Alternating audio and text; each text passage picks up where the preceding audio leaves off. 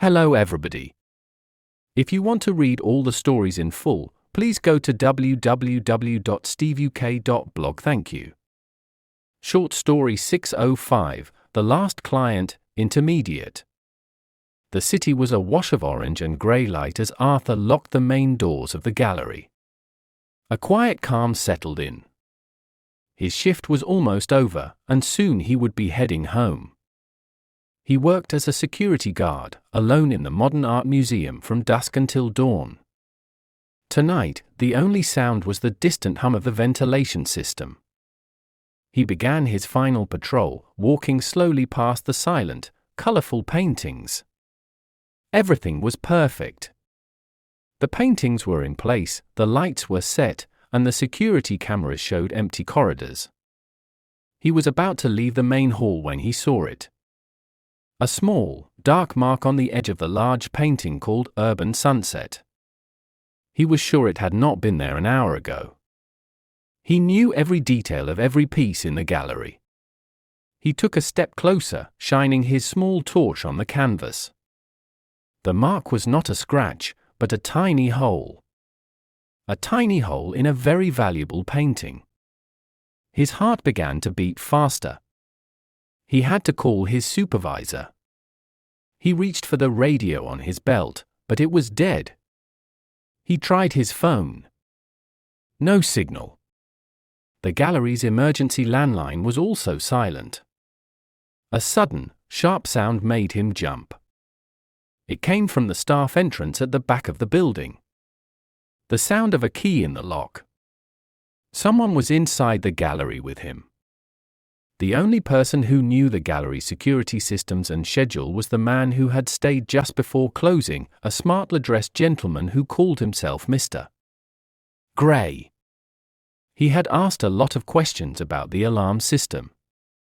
Arthur quickly moved behind a large, dark sculpture, his breath held tight. The door opened slowly. A man in a dark suit walked in, followed by Mr. Gray. They were not here for the Urban Sunset painting. The man with the suit walked towards a different painting, a small, unremarkable one hanging in a dark corner.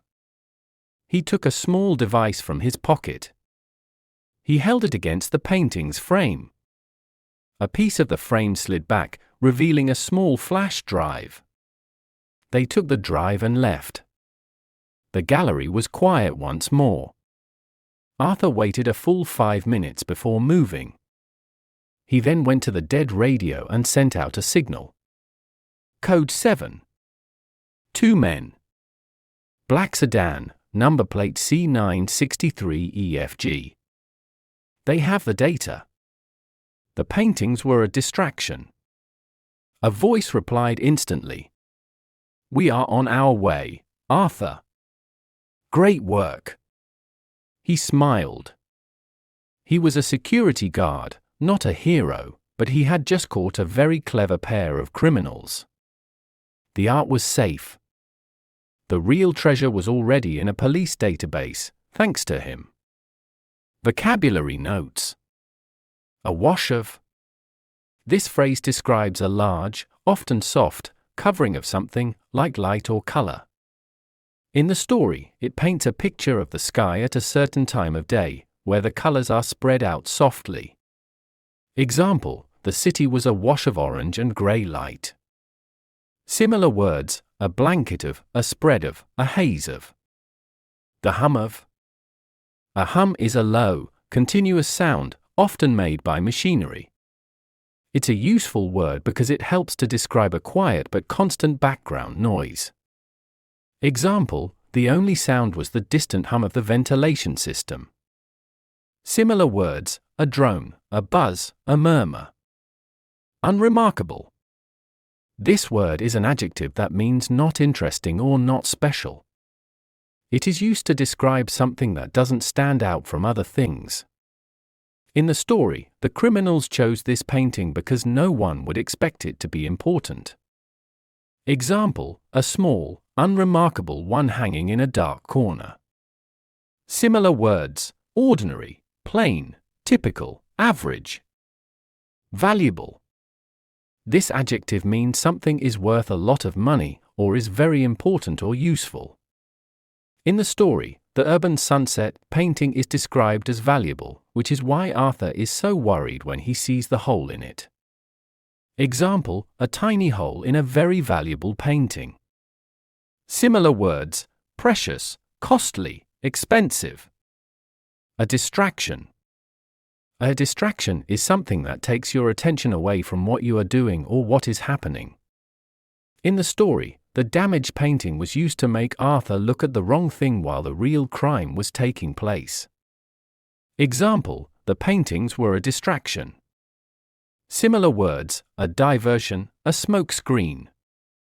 Story written by Gemini Pro AI. Image created by AI Magics.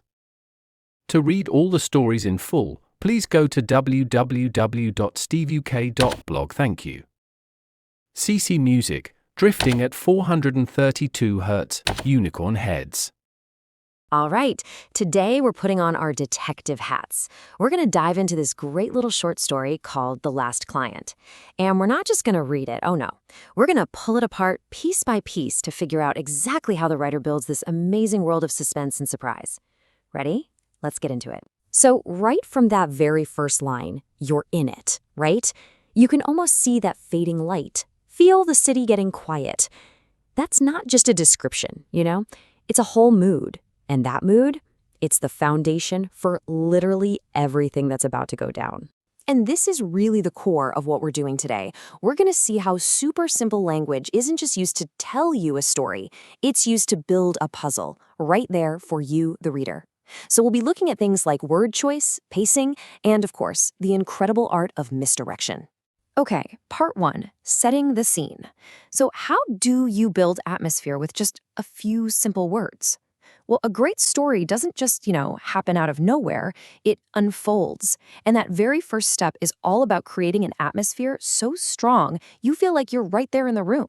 So the author kicks things off with this really beautiful phrase, a wash of. Now think about that. It's not just saying, hey, this guy has colors.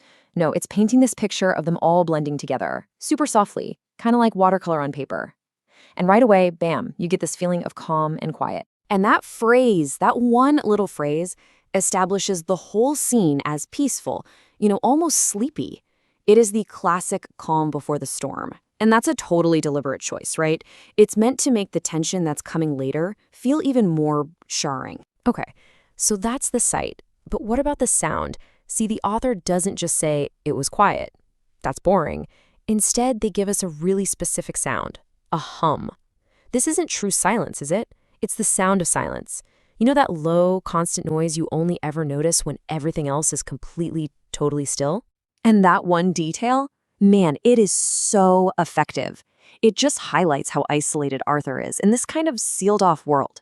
So the stage is perfectly set. It's quiet. It's calm. It's secure. Or so we think. Now, let's see how all that calm gets completely shattered. All right, part 2, a crack in the canvas. How does a tiny detail create huge suspense? Well, think about it. Every great mystery starts with one single, tiny detail that's just out of place. This is the moment the story's engine really fires up. It's the first crack in that perfect facade. And there it is. A tiny hole.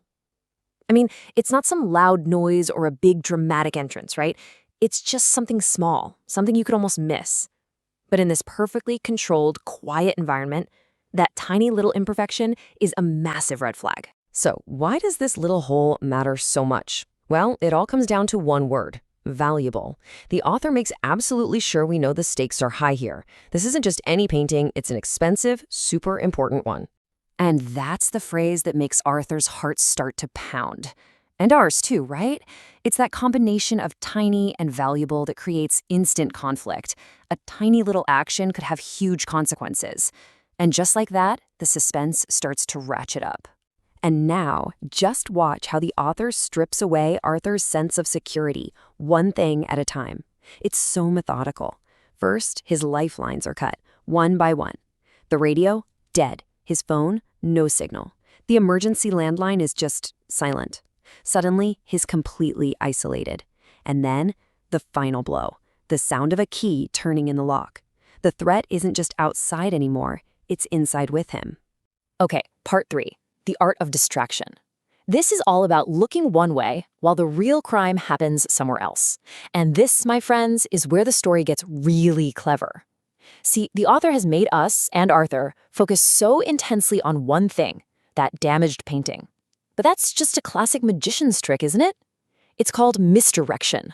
So, what exactly is a distraction? It's basically a deliberate tool used to manipulate your focus. In a story, it's what the writer wants you to think is important, so you completely miss what's actually important. And believe me, The Last Client uses this trick absolutely brilliantly. Check this out. The bait is the big, obvious, valuable painting with the hole in it. It's practically screaming, "Look at me," right? But the real target? Well, it's the total opposite. It's something small, something hidden, and something that seems completely worthless. And the key to the whole thing is that one word, unremarkable. The real target is literally designed to be ignored. I mean, what's the perfect camouflage? Hiding in plain sight by being completely and utterly ordinary. Its very ordinariness becomes its greatest strength. It's just masterful planning by the criminals. And of course, masterful storytelling by the writer. The answer was right there in front of us the whole time, and we missed it. Part 4, the real heist revealed. And this was never about the art. Okay, so we followed the clues, we totally fell for the distraction, and now it is time for the big reveal. This is that amazing moment when the entire story just flips on its head and we finally realize what's actually been going on. Just look at the efficiency of this operation. These guys are pros. Their actions are so precise, they enter silently. They completely ignore the damaged art that Arthur was freaking out about. They go straight to the hidden frame, they grab the flash drive, and poof, they vanish. They don't even glance at the valuable painting. Their goal was never art, it was data. And here it is, the twist. With one single line from Arthur's radio, Code 7, they have the data. The paintings were a distraction. The whole story just gets reframed. This wasn't an art heist at all. It was an intelligence op. And that means Arthur isn't just a security guard. He's an agent playing a part. And get this, the distraction wasn't just for him. It was for us, the reader, too. We were played right along with him. Okay, part 5, lessons from The Last Client. Let's talk about the key techniques from the writer's toolkit. So we've deconstructed the whole story, we've seen all the moving parts and how it works. Now let's just pull back for a second and summarize the key storytelling tools the author used to build such an effective little mystery. And what's so cool is how these 4 techniques really build on each other. First, you build a strong atmosphere with sensory words. Then you use one small, out-of-place detail to create big suspense. Next, you master the art of misdirection, using that suspense to your advantage. And finally, you reframe the whole story with a final twist that makes the reader see everything in a new light. It's like a perfect little narrative machine. And really, that's what this story leaves you with, isn't it? It's a fantastic reminder, not just in stories, but in life, to try and look past the really obvious distractions. It makes you wonder, doesn't it?